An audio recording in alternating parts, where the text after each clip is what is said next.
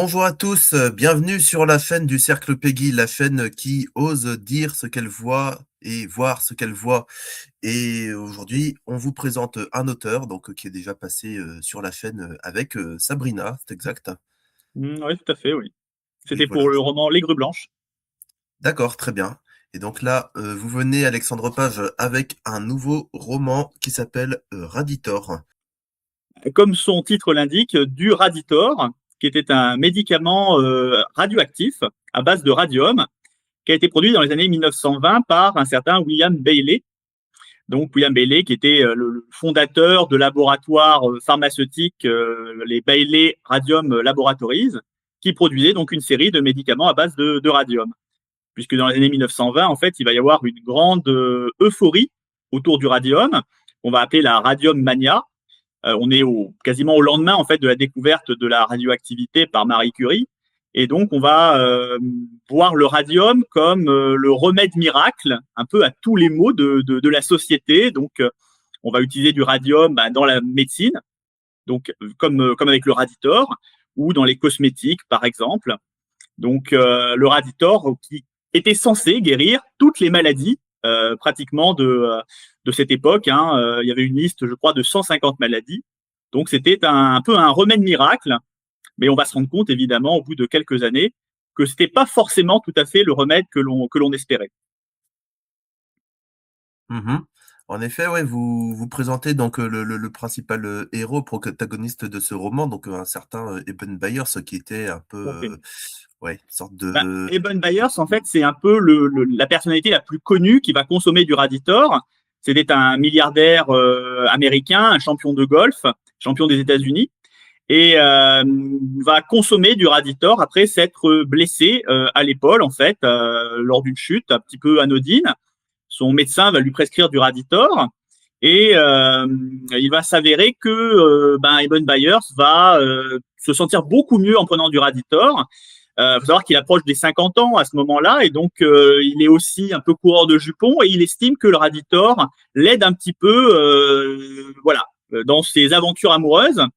Et donc il va consommer du Raditor de manière addictive pendant 3 ans, entre 1929 et 1927 et 1930. Et évidemment avec les conséquences que l'on peut imaginer, puisque le Raditor n'étant pas un médicament, il va y avoir des conséquences assez funestes. En fait, William Bailey semble s'être lancé dans la production de médicaments à base de radium après avoir assisté justement à une conférence sur la radioactivité. Et c'est là où il s'est dit que peut-être il y avait quelque chose à faire autour de ça. Il faut savoir que Bailey, à la base, c'était quelqu'un qui voulait devenir médecin, mais il était issu d'une famille modeste, il ne va pas pouvoir faire les études de médecine qu'il souhaitait. Et donc, il va se lancer dans la pharmacologie, puisqu'à l'époque, il n'y avait pas du tout de législation. On pouvait créer un laboratoire pharmaceutique sans aucune règle, norme, voilà. Et donc, il va se lancer dans la pharmacologie. Mais évidemment, bon, c'était pas tout à fait, il n'avait pas tout à fait les compétences pour ça.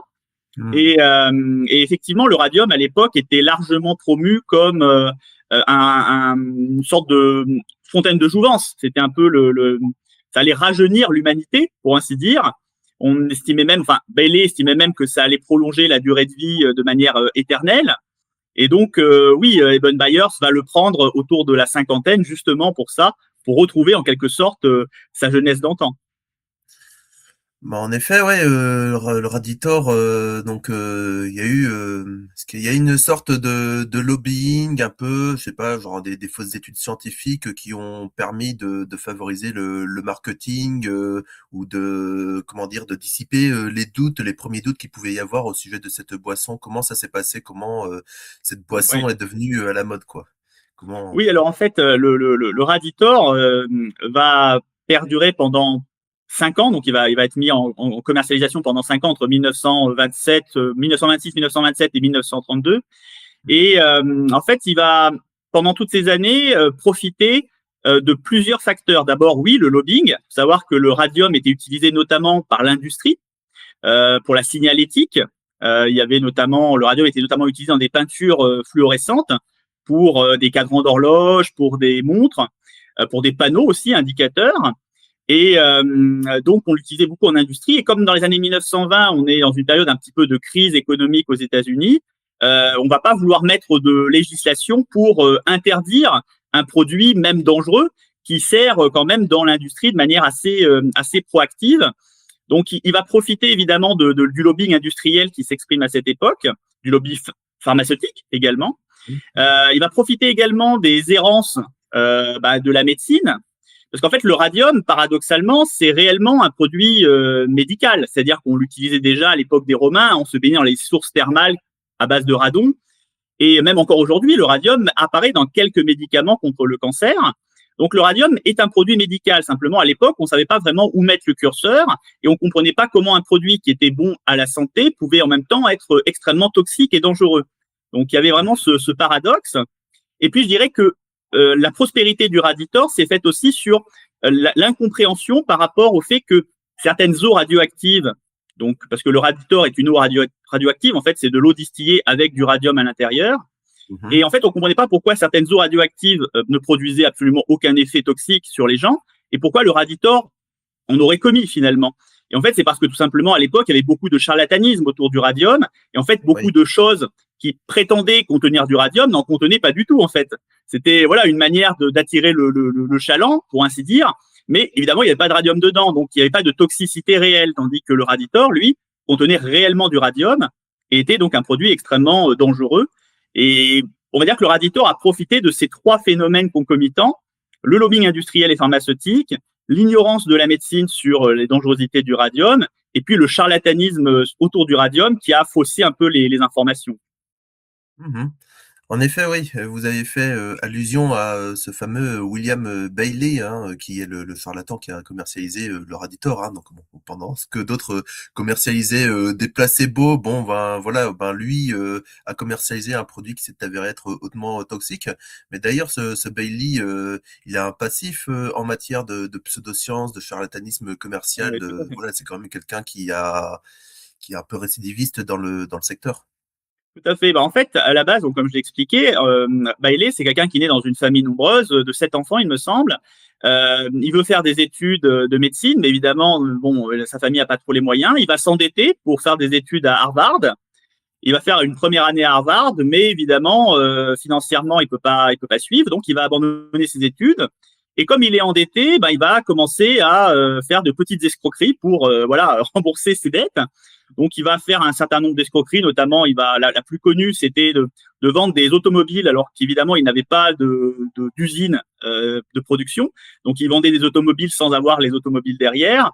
Donc il va se faire arrêter, il va faire un peu de prison, il va bien sûr payer des amendes, il va changer d'état pour faire des escroqueries ailleurs quand il commence à être un peu connu. Donc il va faire un petit peu tout ça jusqu'au moment où, donc, comme je l'expliquais, il va faire la découverte finalement du radium et où il va se dire, il y a peut-être un bon business à faire là, il y a peut-être quelque chose à entreprendre. Et donc il va revenir à ses premières amours, à savoir donc la médecine. Et c'est là qu'il va créer les Bailey Radium Laboratories, qui Mmh. vont être son plus grand succès industriel, hein, puisque je l'ai pas encore dit, mais le Raditor va être vendu à près de 400 000 doses, puisque c'était Mmh. vendu par dose. Donc ça va être vraiment un succès commercial. Il va développer ensuite toute une gamme de produits à base de radium, donc des dentifrices, des pommades, enfin des choses un peu moins connues, qui vont avoir moins de succès, mais malgré tout qui vont entretenir la notoriété de ces laboratoires, jusqu'en 1932, donc comme je le disais, un moment où la législation américaine finit par mettre un terme donc à son aventure autour de la radioactivité. En effet, ouais, vous avez, écrit, un roman, hein, voilà, qui revient sur cette, période, historique, voilà, plutôt que, ouais, de revenir simplement sur ce scandale, sanitaire en énumérant, les faits, qu'est-ce qui s'est passé. Vous avez préféré le mettre, en forme, Oui. sous le format, roman, romancé. Donc, pourquoi ce choix? Ah ben déjà c'était pour moi plus romanesque évidemment de s'attacher d'abord au Mmh. personnage d'Eben Bayer, ça plongeait dans son existence, dans sa vie, sachant qu'il y avait des parts d'ombre évidemment, j'avais pas toutes les informations. J'avais les informations autour du Raditor évidemment puisque c'est voilà c'est très documenté autour de Bailey, autour du laboratoire Bailey, j'avais des informations, mais c'est vrai qu'autour de la vie d'Eben Bayers j'avais des grandes lignes, mais moi, ce que je voulais, c'était quand même construire un personnage qui soit attachant et voilà fédérateur. Ouais. C'est quand même plus intéressant, je trouve, comme approche qu'une approche un peu trop documentaire, un petit peu trop distancée. Je pense que c'est un sujet qui se prêtait bien à une histoire plus intimiste, voilà, plus sentimentale entre guillemets, que avec un pur livre documentaire qui aurait été un peu trop didactique, démonstratif. Là, pour le coup, je pense qu'il y avait quelque chose d'intéressant à creuser du point de vue de l'attachement pour le personnage et pour les personnages, bien sûr, parce qu'en fait, il y a Eben Byers, mais on croise aussi l'histoire des Radium Girls à l'intérieur, qui sont des ouvrières, pareil, qui ont été Mmh. contaminées par le radium.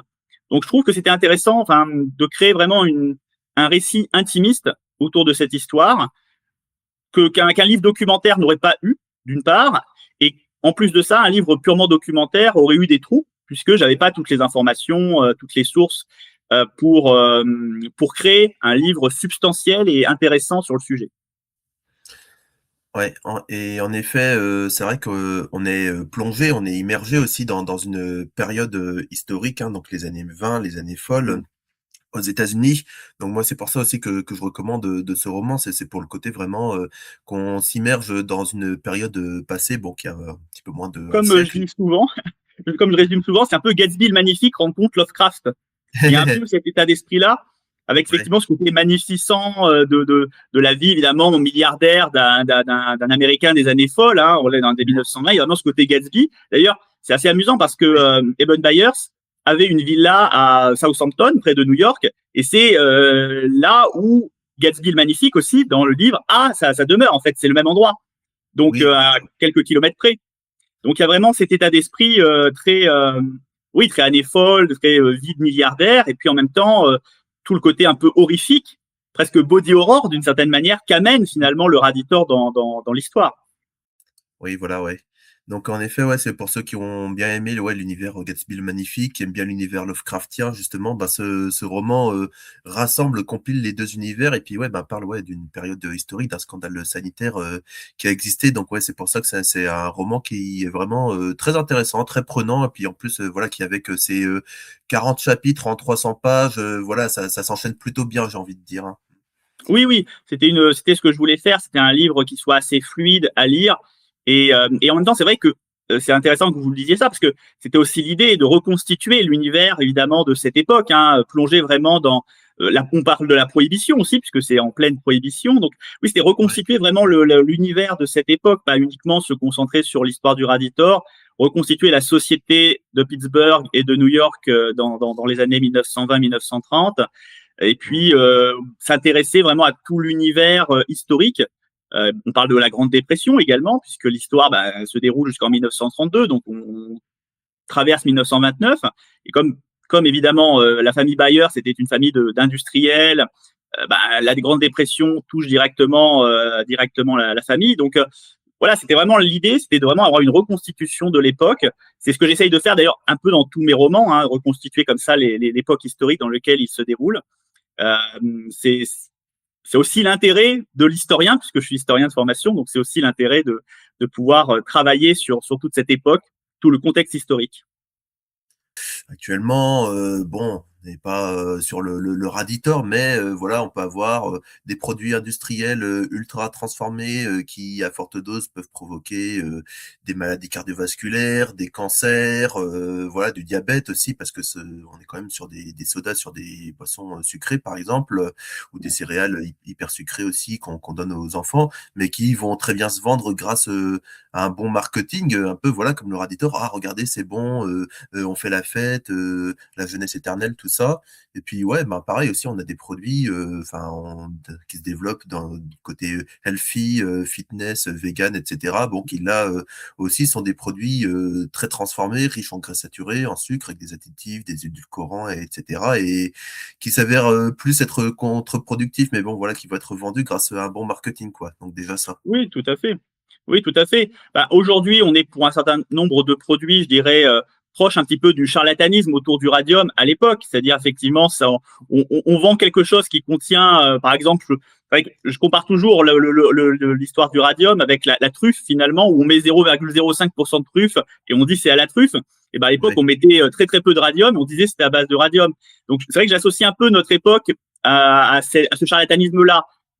Le Raditor, c'est vraiment un cas un petit peu à part peut-être dans le côté effectivement très excessif, très dangereux du Raditor. Peut-être que ça se rapproche un petit peu moins de notre époque, encore que les lobbies pharmaceutiques, effectivement, sans doute, jouent un petit peu le même jeu que Bailey, de manière un peu moins excessive, parce que justement, il y a eu des cas comme Bailey qui ont fait évoluer la législation américaine et de manière générale dans le monde.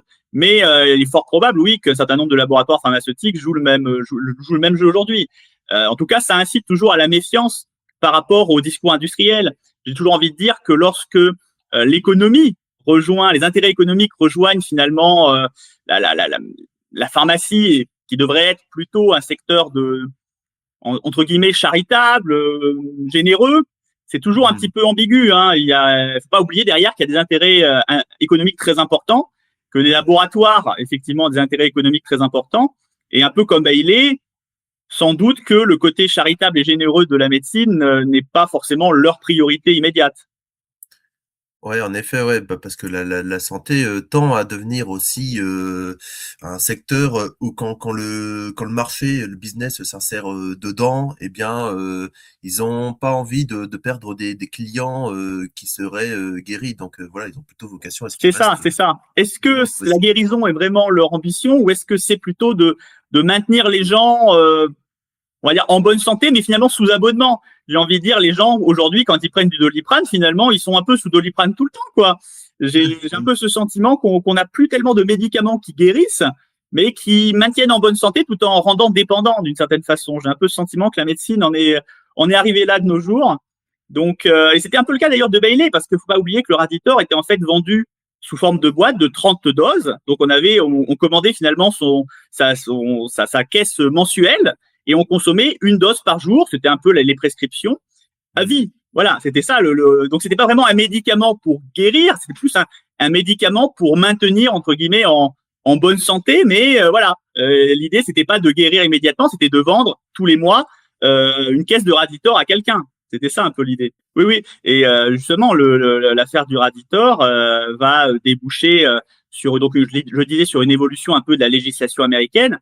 Et c'est notamment avec le scandale du Raditor, et puis ensuite, quelques années plus tard, avec le scandale de l'acide sulfanylamide aux États-Unis, que Mhm. les États-Unis vont mettre en place une législation exigeant des tests en amont de la mise sur le marché des médicaments, et un contrôle sanitaire suivi aussi des laboratoires. Parce que c'est vrai Mhm. qu'à l'époque, il n'y avait absolument aucun suivi. Et malgré tout, on se rend compte qu'il y a encore des scandales de nos jours, effectivement, avec des laboratoires pharmaceutiques. Donc, peut-être qu'il faudrait renforcer encore la législation. On en revient un peu au problème de la relation entre industrie et médecine. L'enjeu, c'est effectivement de créer un vaccin très rapidement pour profiter du marché, finalement. Donc, pour les Ouais. laboratoires, c'était un enjeu économique majeur. Évidemment, ça s'est peut-être fait, cette précipitation, au détriment de l'usager et finalement du patient. Et c'est vrai qu'on a un peu levé certaines barrières, justement, de contrôle, de surveillance, de supervision au moment de la période Covid, Mhm. justement pour Mhm. accélérer les choses. Mais peut-être qu'en levant ces barrières, on a effectivement pénalisé le patient. Mhm. Oui, oui, en effet. Bon, on ne citera aucune marque, mais bon, ouais, voilà, ouais. C'est vrai que le parallèle peut être intéressant, hein, notamment. Hein, donc voilà, c'est Mais on me le fait souvent quand je suis sur les salons du livre ou voilà en dédicace. On me fait souvent le parallèle. On me dit ah tiens, mais ça me fait penser quand je explique un peu l'histoire du Raditor. On me dit tiens, ça me fait penser à un peu à la Covid, quoi, à la période Covid. C'est Mhm. souvent le lien est fait souvent. Hein, oui. Oui, oui, et puis et pourtant, ouais, c'est vrai que pour en revenir au Raditor, il a été commercialisé jusqu'en 1932. C'est un produit dangereux qu'on ne va plus pouvoir mettre en vente, notamment dans les circonstances de l'époque. Et voilà, donc va renforcer, comme vous disiez, les contrôles, les lois sanitaires. On va interdire tout ce qui est en sorte, je sais pas quoi, de boisson miracle radioactive. Ouais. Donc, on va prendre davantage Alors conscience des dangers de l'exposition à la radioactivité à l'époque. Alors, en fait, oui, alors sur le Raditor, donc il va être interdit en 1932, en grande partie à cause de l'affaire très médiatique d'Eban Byers, puisqu'en fait Byers, comme je le disais, c'est pas n'importe qui à l'époque, il est milliardaire, c'est un industriel très important de Pittsburgh, Oui. il est champion de golf aussi, donc il a une notoriété sportive, et en fait quand il va mourir du Raditor, parce qu'en plus il y a des médecins qui sont passés derrière, qui ont vraiment mis au point des techniques justement pour identifier l'intoxication au radium. quand il va décéder, évidemment, ça va être un peu une déflagration médiatique, c'est-à-dire qu'on va en parler dans la presse internationale, dans la presse américaine, dans la presse internationale. Donc, ça va avoir un écho très fort dans le monde. Et donc, la législation va évoluer. Donc, oui, effectivement, la Federal Trade Commission, qui était l'institution, on va dire, qui supervisait tout ce qui était notamment publicitaire, publicité mensongère, etc., et qui régulait tout ça, va réussir à faire interdire le Raditor. C'était pas évident parce que il faut savoir que le Raditor en fait va durer pendant toutes ces années, en grande partie parce que il n'y avait pas justement de loi américaine qui permettait de l'interdire. Parce que si le flacon était bien étiqueté et contenait effectivement les ingrédients décrits, enfin qui étaient contenus, on va dire, dans le produit, eh bien, la Food and Drug Administration, qui était l'institution qui gérait la mise sur le marché des produits alimentaires, eh bien, ne pouvait pas finalement le retirer du marché. Voilà, s'il était bien étiqueté, il ne pouvait pas le retirer du marché. Et comme le Raditor contenait réellement du radium, au contraire d'autres produits, il ne pouvait pas être finalement retiré par la législation. Et donc, en fait, c'est par le biais de la publicité mensongère que le Raditor va être supprimé en 1932, puisque Bailey, mis devant le fait de devoir prouver que son médicament soignait bien les 150 maladies référencées, ne va finalement pas suivre. Il va renoncer donc à plaider sa cause. Et donc, la Federal Trade Commission va réussir à faire retirer le Raditor du marché. Mais en fait, ça va pas complètement retirer le radium du marché, puisqu'en fait, jusqu'aux années 1950, on va continuer d'utiliser du radium, notamment dans des cosmétiques et aussi dans l'industrie. Donc, ça va être un coup dur, on va dire, pour le Raditor et pour le radium, mais ça va pas complètement, on va dire, faire changer, on va dire, les coutumes, les mœurs et la mode du radium à cette époque. Notamment à cause, encore une fois, effectivement, de lobbies industriels qui vont réussir durablement à maintenir voilà, l'usage du radium. Et puis, comme je l'ai expliqué, on est en pleine période de Grande Dépression, en pleine période aussi de changement politique. Il faut savoir qu'en 1932, il y a un projet de loi qui doit justement faire interdire le radium, qui est présenté donc devant le Parlement, mais c'est une majorité républicaine, et la majorité républicaine, elle est balayée en 1932 par les démocrates, et donc les démocrates, ils ont autre chose à faire à ce moment-là que de reprendre les vieux projets de loi, donc ça va tomber en désuétude, et c'est donc en 1937, en fait, que la législation américaine va vraiment évoluer autour donc du contrôle des laboratoires, et en particulier du contrôle des laboratoires qui utilisent des produits au radium.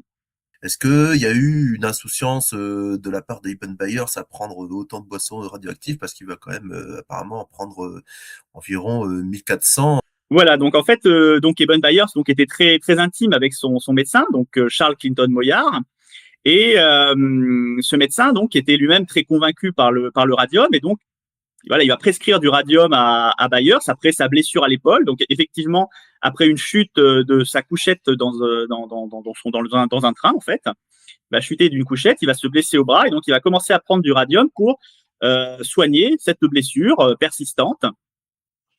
Et donc voilà, il avait une confiance un peu aveugle en son médecin. Et voilà, lui-même, il n'avait aucune connaissance du radium. En fait, il va se renseigner, il va aller justement à la rencontre de Bailey. Et il va aller à la rencontre de Bailey qui va donc l'instruire, on va dire, des intérêts du radium. Et effectivement, Byers va devenir un des grands promoteurs du radium dans la communauté de Pittsburgh, puisqu'en fait, l'idée, c'était pour Bailey, justement, de trouver des ambassadeurs qui puissent assurer la promotion de son médicament. Donc, effectivement, Byers va être un peu un promoteur, on va dire, innocent, entre guillemets. Lui-même, il n'avait pas conscience des dangers. Il va d'ailleurs, après coup, le regretter, évidemment, regretter d'avoir conseillé ce médicament à ses amis, à toute sa communauté.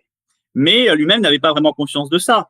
Et il va se laisser un peu embrigader aussi par le discours de Bailey, qui était un discours qui était assez convaincant à l'époque. Hein. C'était un discours très pseudo-scientifique, mais qui s'appuyait sur énormément de citations. Et d'ailleurs, Bailey lui-même écrivait des livres qui vantaient les intérêts du radium, mais sous des pseudonymes de médecins, en fait, de médecins plus ou moins connus, et pour faire croire que la médecine, voilà, était très très en accord avec l'usage du Raditor et du radium. Donc, je dirais qu'il y avait sans doute une forme de naïveté, d'ignorance.